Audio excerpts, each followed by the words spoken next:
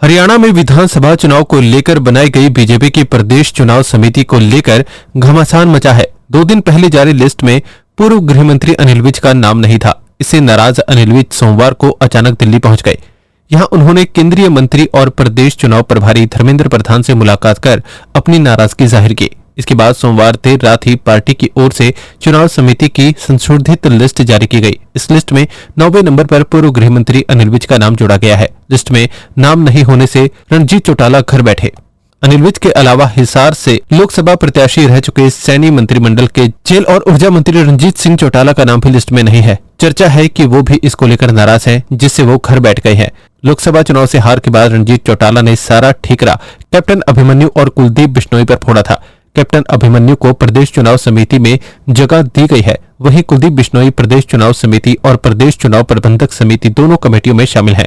लोकसभा चुनाव के बाद कांग्रेस छोड़कर भाजपा में शामिल हुई किरण चौधरी को भी किसी कमेटी में शामिल नहीं किया गया। किरण चौधरी पूर्व मुख्यमंत्री चौधरी बंसीलाल की पुत्रवधू हैं। शिवानी महेंद्रगढ़ सीट पर बेटी श्रुति चौधरी का टिकट कटने पर उन्होंने कांग्रेस को अलविदा कह दिया था। वहीं किरण चौधरी की राज्यसभा जाने की बात भी सामने आई थी, लेकिन अभी तक भाजपा ने कोई उम्मीदवार नहीं उतारा है।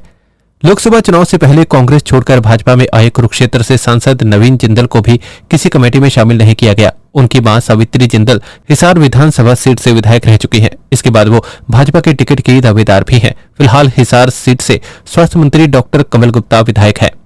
भाजपा ने लोकसभा चुनाव में सिरसा सीट पर सुनीता दुग्गल का टिकट काटकर डॉक्टर अशोक तंवर को उम्मीदवार बनाया था।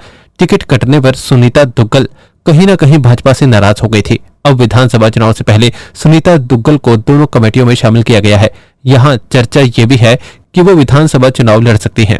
हरिवाल बेल्ट के सहारे तेवर दिखा रहे केंद्रीय राज्य मंत्री राव इंद्रजीत और उनकी विरोधी भाजपा संसदीय बोर्ड की मेंबर सुधा यादव को भी शामिल किया गया है। दोनों को एक दूसरे का कट्टर विरोधी माना जाता है। दोनों एक दूसरे के खिलाफ चुनाव भी लड़ चुके हैं। राव इंद्रजीत ने हाल ही में अपनी पार्टी पर गुरुग्राम में इको ग्रीन कंपनी को लेकर सरकार के खिलाफ मोर्चा खोला था। उन्होंने भ्रष्टाचार के आरोप लगाए थे। अपने आसपास से जुड़े ऐसे ही अपडेट्स पाने के लिए देखते रहे अम्बाला ब्रेकिंग न्यूज। हमें फेसबुक पर लाइक करें, यूट्यूब पर सब्सक्राइब करें और अपने एप्पल और एंड्रॉइड मोबाइल फोन के प्ले स्टोर से हमारी app Ambala breaking news download करें।